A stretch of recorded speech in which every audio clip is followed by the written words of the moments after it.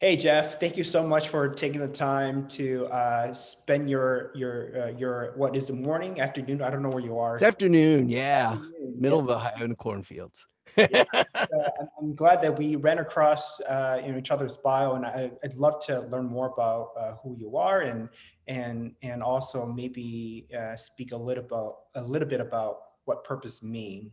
Sure, But before sure. we dive into that, I do want to introduce my audience, um, um, your background. So, Jeff is a soulful business and leadership coach for inspired, energized, and enthusiastic entrepreneurs, business mentors, thought leaders, and advocate. He believes in the big and crazy dreams and is devoted to helping people, such as ordinary people, discover the light inside. And his show is about empowering others and ensuring that they are aware, that they have clarity, vision, as well as creating an abundant and purposeful life. So, yeah, tell us more about your background. It seems We have a very limited amount of time here today. How deep and far do you want to go on background? I'm flexible. It's up to you. I'll follow your.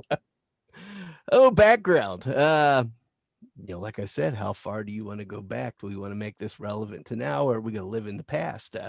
Past, yeah. I'm going to give a quick run through because to me, none of it really creates any meaning now. Started out, I started working at 13. Why do we relate all of our life to working? That's horseshit to me. And we do more to live than work. 13, I started work, but I'm going to put it in there. That's where I'm putting my pole in the water. We base everything on work. There's more to me than career and background. There's more to me than history. What I truly am is here and now. Reel that back, went to school as a graphic arts designer, brand development specialist. I worked in and out of that field for I'm still working in and out of that field. Still working in and out of that field. There's elements of that throughout every fiber of my being since I was probably 14, 15 years old. Details really don't matter. People are going to have a bias and opinion based on that. It doesn't really make me who I am now. I'm going to be honest today. You're going to get honest with me because that serves a greater purpose, not even a greater purpose. That just forms purposefulness in life. What am I now? Um, Owned a brand development firm of my own for roughly 10, 15 years. Like I said, I'm still involved with that. For 5 years of my life, I dedicated and devoted a large portion of my time and being to being a restaurateur, owning a restaurant, being an executive chef. A lot of experiences there. That's all life is one experience followed by the next. Does any of that truly create value and meaning for us? And that's up for each of us to decide. Does that create a narrative? It creates a past and a story we can look at. What's a story? It's simply something we write and perceive from. Simply something we write and perceive from. Does it create our truth? Is it our reality? And does our reality necessarily become the same reality someone else perceives? I'm going bold on it today because so often we think we establish who and what we are in life, and everybody else is supposed to figure out a way to form and believe in that. Mhm. We struggle. We create struggle so often in life, trying to base our being off of that sense and notion. And what is it? It's our ego operating. We're projecting who we are onto others, and we're expecting them to form a value and an opinion out of it. That's all it is. Nothing more than an opinion of perception. So, do you believe that opinions and perceptions could be changed based on our behaviors? At every turn of every second of every minute of every portion of any of our beings. Mhm. As this, we make a perception now. You're perceiving how I'm speaking. I'm perceiving how you were sitting here, and we're observing. We are nothing more than observers of every instance of our lives. So, if I wanted to tap into my purpose, or if I wanted to be in a place where I can feel good about myself and be either happy or fulfilled? How do I change my either behaviors or mindset to be in that space? That is up for you to discover and form first and foremost. I'm going to dive in. You know what? Let's look. Let's talk about purpose. Are we done talking about my experience in my past? Yeah, I mean, I feel like we are. Let's jump into purpose. That's what we're here for today. What is purpose? You know, is it singularity in its being, or is this, you know, as in this is my purpose in life? Why do we feel we only have a single purpose in life? Do we only have one single darn reason we're ever sent here for? Oh, we got to magically find the box of Lucky Charms and get to the prize at the bottom. Or, is there a duality in its meaning, a sense of duality as in man's search for meaning in life? mhm, What is purpose at its core? I'm going to pose that question throughout the day here, throughout this conversation. We're running down on time. What is purpose at its core? As human beings, we have a constant need to attach meaning to everything. That happens in our lives. Understanding the why with everything, not, why are we looking at this screen right now? Why is the sun shining? Why is the sky blue? We started when we're kids asking why. mhm, We're constantly looking for a purpose. We're looking for purposes, the purpose. It's a multifaceted, multidimensional thing to me. There are two paths we can walk when we look at life, the paths of potential. The first path is this, potentially none of it means shit. It's of no importance. That's a bleak outlook if we look at life in that to mhm, us, because we're trying to have a feeling and interaction with it. We're wired with some of these things. We experience some of these things in our upbringing and in our evolution as human beings through our interactions. That's a bleak outlook. If we say, hey, none of it means anything, we tend to create that reality that's bleak and somehow soul crushing. mhm. Maybe we're creating a false reality. I'm going to pose that. Maybe we're creating a false reality. So I let's don't have say the individual is creating a false reality. Um, is it, and they may or may not know, is it really their responsibility to change that path?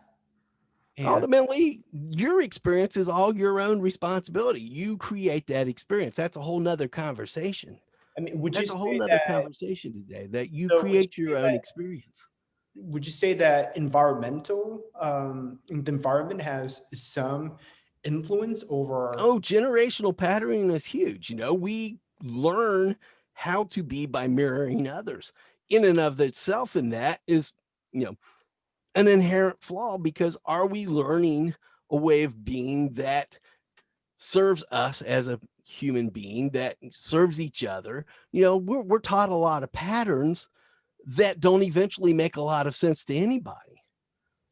What to expect, what to do. We're trying to tell everybody what and how it is, rather than interacting and finding some meaning together. Right. So it seems like there has to be a common interest or a common, I don't want to use the word purpose because it's redundant, but Yeah, a well, common it's redundant. We're talking about purpose. There's nothing in redundant when we're focused on that intention. And we'll get around to why that word's important. Mhm, To me, then the second path is determining by discovering our meaning. That's where we find our purpose, or the intention behind the things we think, feel, and experience. mhm, These three are all guided by what each of us deem as valuable. mhm. What do you, Colin, find valuable? What do I, Jeff, find valuable? What does anyone else listening find valuable? We all find value in things. We all seek meaning in things. The why. Mhm. Why is the sky blue? There's a meaning in that to us. We each have a different perception of that. So, And that's unique to all of us based on our experience, how we respond to it, how we think, how we feel, what we've experienced, what we've been told to experience more times than anything. mhm, What is the definition of meaning? Let me dive into the textbook definition of meaning.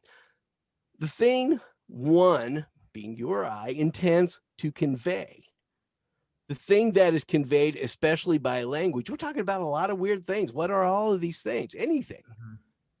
Something meant or intended, significant quality, the significance of something. That is the textbook.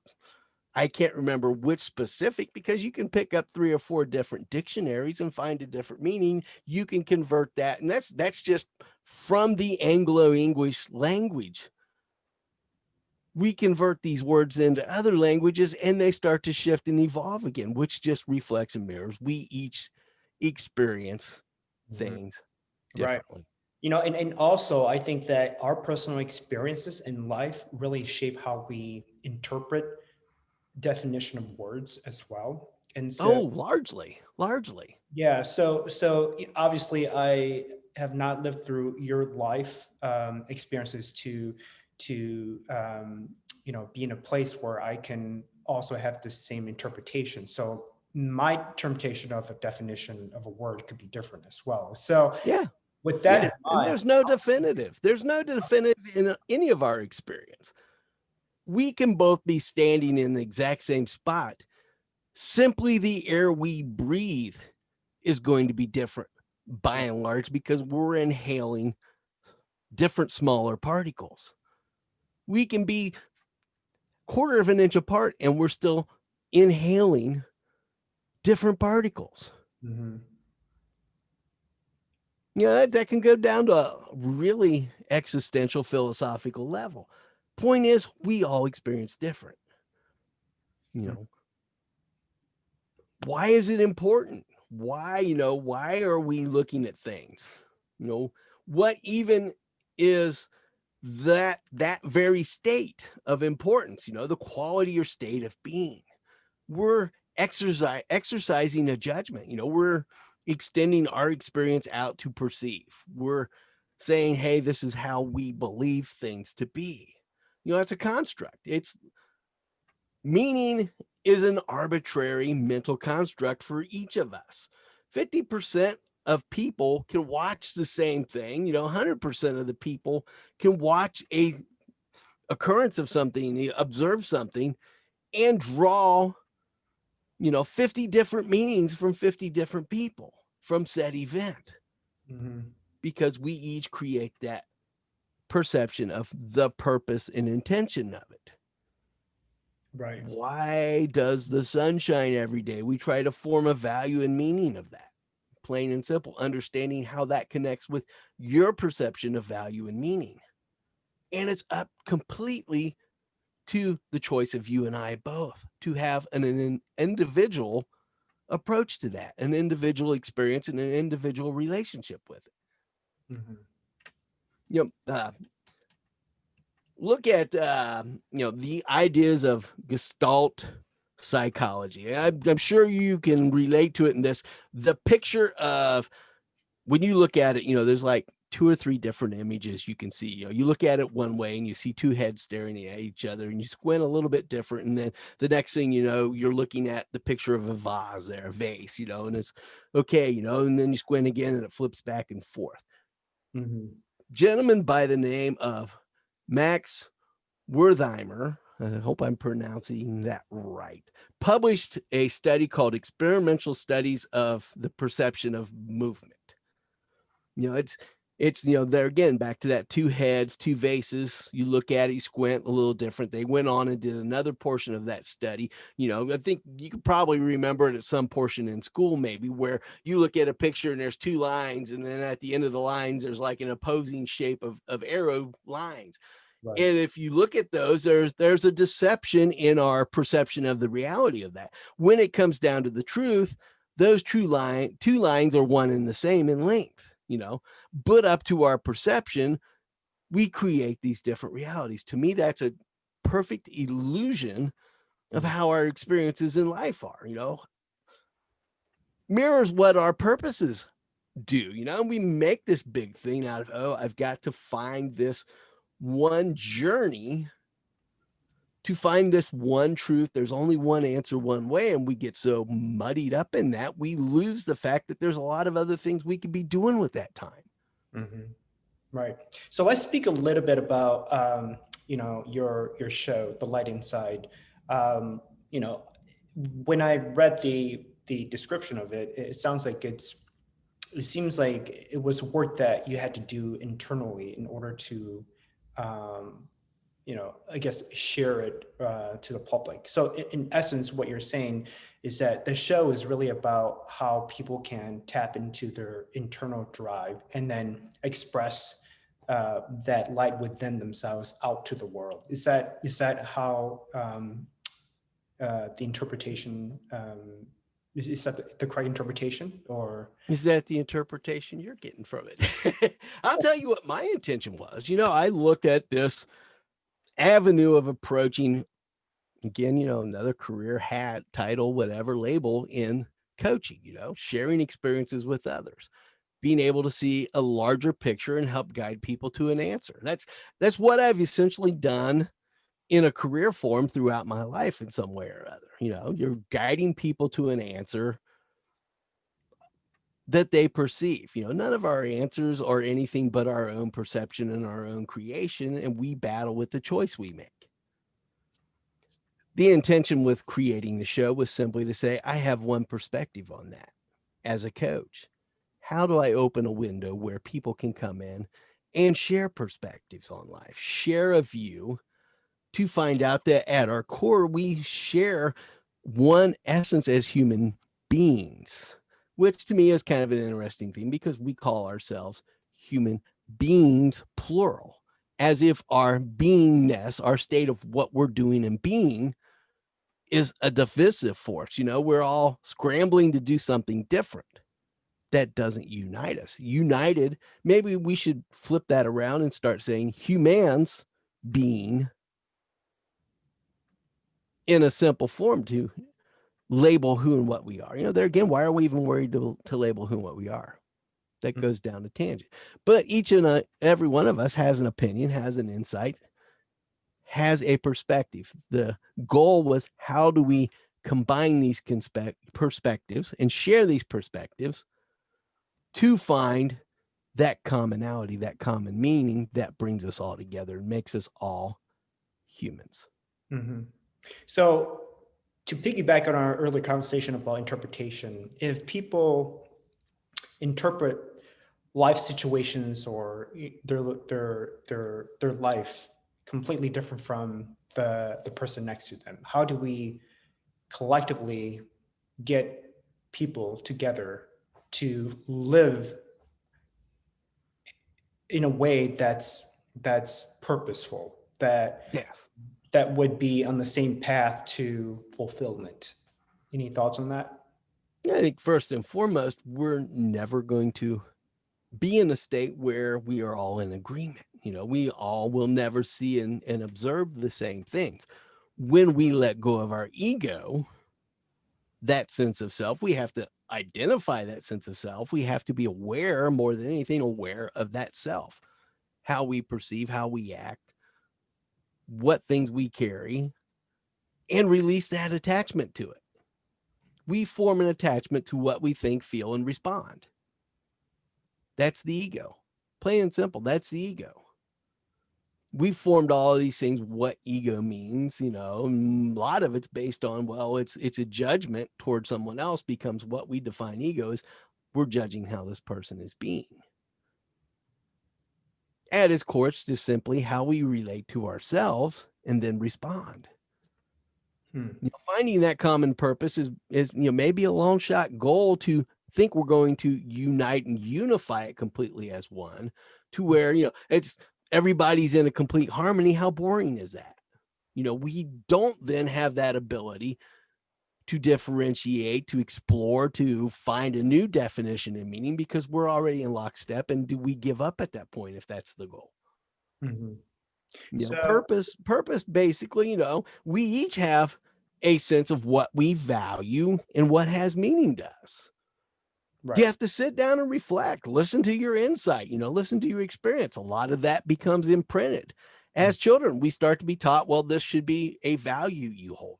A lot of that is moralistic. We have to do certain things to coexist here. on this earth and in this plane of being, and probably throughout all of the universe. Mm-hmm. Personal beliefs, it may extend beyond just this single life. Right.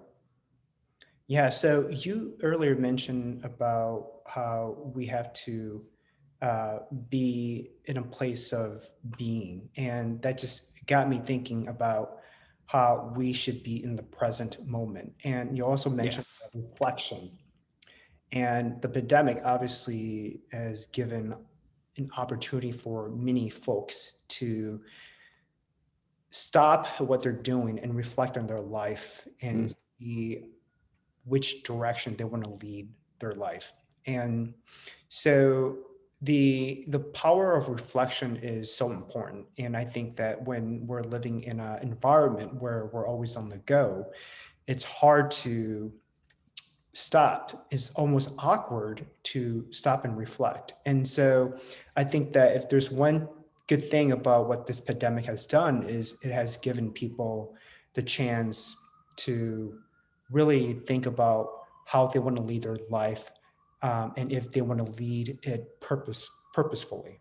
Yes. And so I think that that's a great point to my next question to you, which is how do you inspire people to tap into that side, into that, How do I inspire? Do I truly or have the ability to inspire? or People even like people have the inspiration within them. It's ultimately up to the power of choice.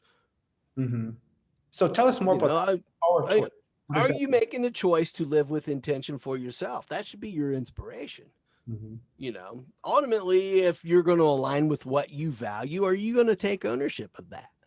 Mhm. Yeah, I would hope people would not want to mirror what I'm doing and create their own pathway and experience.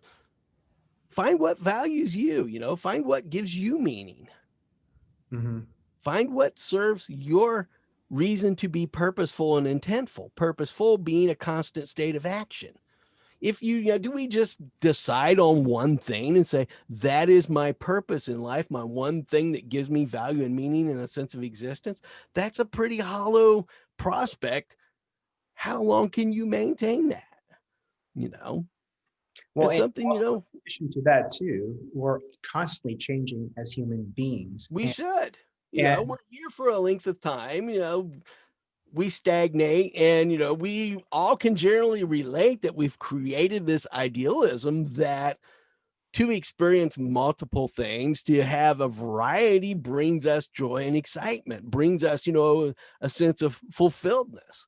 Maybe some of the purpose is we've had too much attachments to things and we need to ditch some of that. Maybe it's all maybe, because what may be for you and what may be for me. Mhm. Yeah, it's fascinating. So how do we work with people who do not have a sense of purpose and they simply just don't know where to start?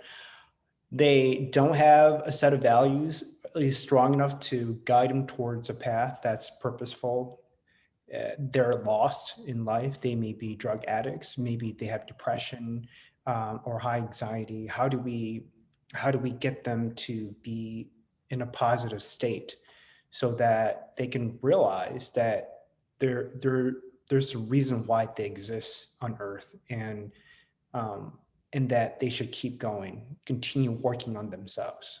I think earlier you mentioned about being honest with oneself.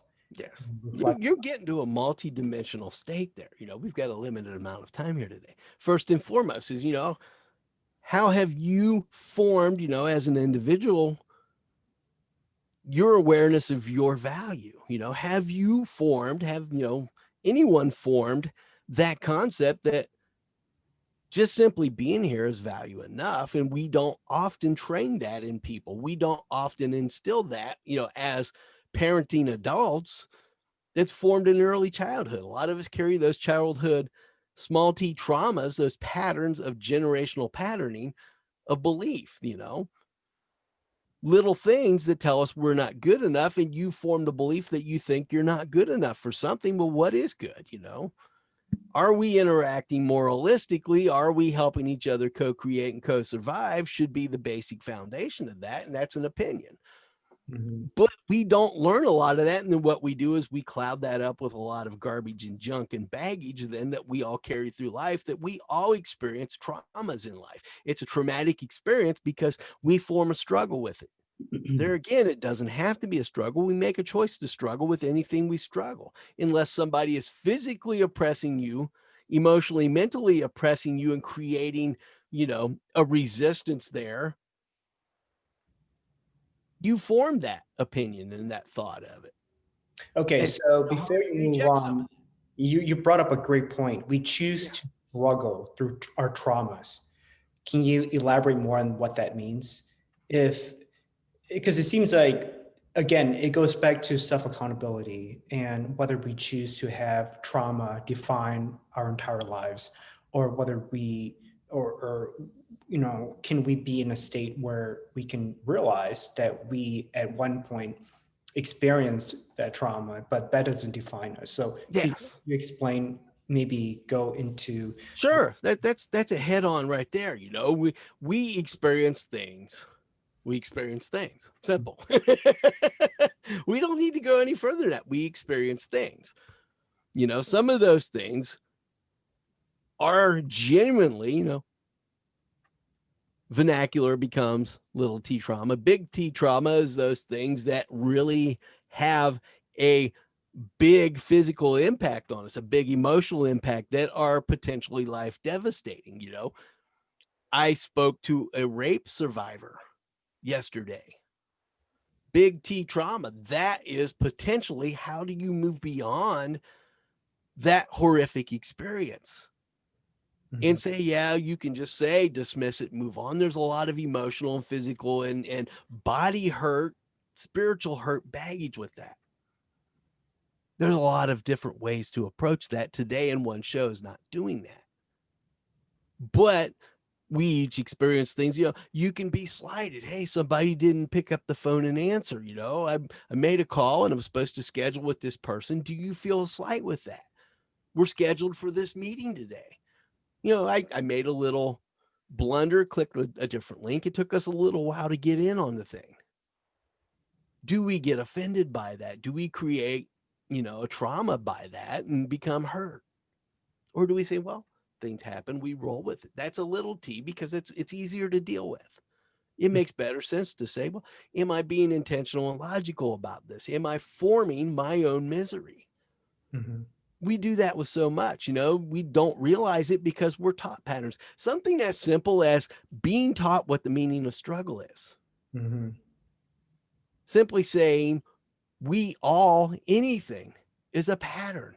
It's trying to identify and label and project a pattern.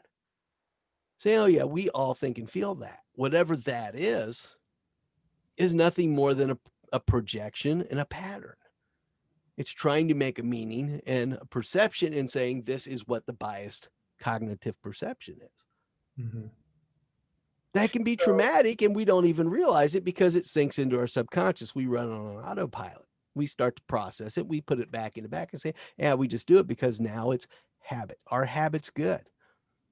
Right. Yeah. Or do we do things intentionally in the moment? To me, I'm on this precipice at 50 years of age and my level, experience of time being here. I say, do I do something on a habit or do I judge it and evaluate it in the moment? To me, that's more nimble. Do Mhm. I simply wake up each day and say, I take forethought? You could say I sit and develop a habit of getting up and doing this every day, and I get up and do this every day. Where do we cross the line into becoming autopilot on that, not being cognitive and responsible for it? Where do we not take an awareness and leave a window open to say, but the possibility of change has to exist to also move into another state, to also be open, to also create something different? Mhm. Right. So, last week I was listening to a podcast which reminded me about the concept of emotional resilience. And Yes. from my understanding of it is that every individual has a certain level of dealing with emotions that either spike up their blood pressure or not. And for example, 100 people could go to a situation and experience, I don't know, a life-threatening circumstance, and each person can come out of that situation with a different interpretation Yes. of that life event. People are completely changed by it, um, while others are they still go on and live an amazing life. And so, Yes. I'd love to get your input on how emotional resilience impact how we you know deal with life events. Um, any thoughts on that? No, there again, that's a multi-dimensional thing because we're multi-dimensional beings. You nailed it for me on the head when we each experience different. We each learn to process different. We each form our own method of doing nearly everything throughout life.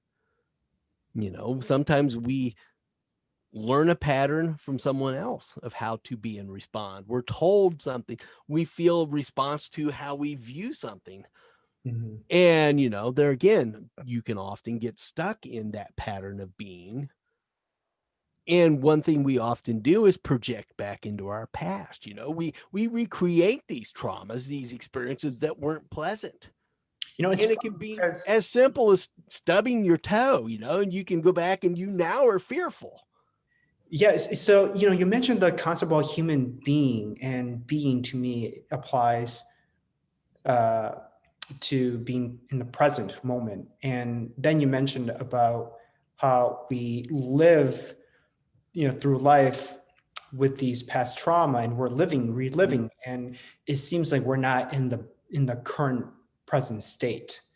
And I thought that was just fascinating. Yeah. Yeah. To me, that's the only place. And I'd say to me, I have to reference that to me from my perception. That is the only place you can truly exercise a choice. You can't go back and change or influence the past. Mhm. We project backwards or we project forwards instead of being right here where we can do something. I can make a conscious decision right now if I wanted and be, an asshole. And there again, I'm projecting my own, well, what is this going to speculatively be? I can click off and say I'm done talking. Mhm. That's drastic, but that's the only place I interact is right now. I've learned and conditioned and formed my own choice of pattern to say, well, why does that matter so much?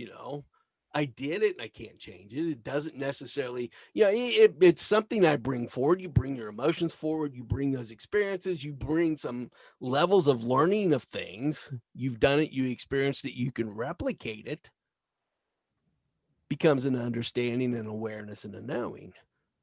But we become aware in so many different ways. Sometimes it's instantaneous. So often we create our own limitation by saying, well, unless I invest this time, and then we have society telling us, well, he can't be this thing until we deem he's ready to be this thing. It's approval and judgment. It's an ego judgment.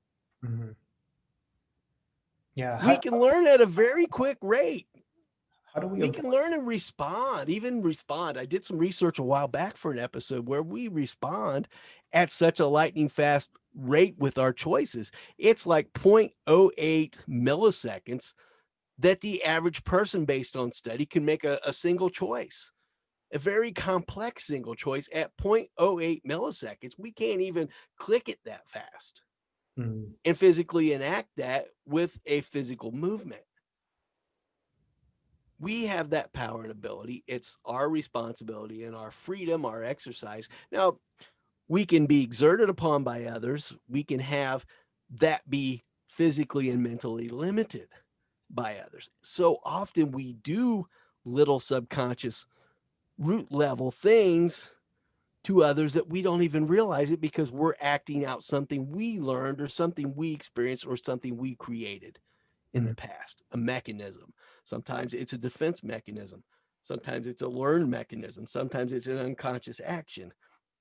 Mhm. Until we point it out and shine that light inside on it and become aware of it, we have to internally process it inside to come to the realization that this is something I experience, I think, feel, or do. Mhm. A lot of times we don't create the space to do that because we fill our time up in pursuit. We're in pursuit, bigger, better, faster, more. We're told that that's where all the value lies. And that whole concept creates meaning. Bigger, better, faster, more. Does it really create meaning? And it only does create meaning if one chooses to utilize that as their perspective and their intention. Mhm. Yeah. So it seems like there's a lot of concept that we touched on, the power of choice, being the present moment, as we're all human beings, and taking a sense of accountability, because at the end of the day, it's up to us to dictate the path to our life, that we want to lead our lives. And so I think that those are important concepts that I appreciate you for touching on. What advice would you give my audience, as they're on this journey to purpose? Advice is nothing but an opinion. I'm going to preface it with that. Learn to effectively take time, schedule time as regular as possible to be silent with yourself, silent your mind. If you've got to do a meditative practice, if you've got to disconnect from the world, however you choose to bring that into being, Mhm. make that a practice, because that awareness brings insight and clarity alone. Mhm. Knowing how you relate to yourself is the biggest relationship you can create, as long as you don't get stuck only thinking and viewing yourself. Regularly write down, take time and say, well, what do I enjoy? What brings value to me? What fulfills me? What brings happiness? It seems like another chore, but unless you build that foundation, the rest of the house crumbles. You are building the foundation of the body, soul, spirit, and being you live in. If you don't invest the proper time to form it with a foundation that you can confidently step from, you're left to chance. Mhm. Your choice is taken away. Right. Exercise the time to create the foundation. Mhm. If you're confused, talk with somebody. Be open to hear a potential. Don't be set on any one potential, because at any given choice, any given turn of time, you can form a new decision. Mhm. I talked with somebody yesterday, same individual. They were literally hanging on a ledge, clinging to life, saying, I'm done. And they heard a particular song. The song had particular meaning to them.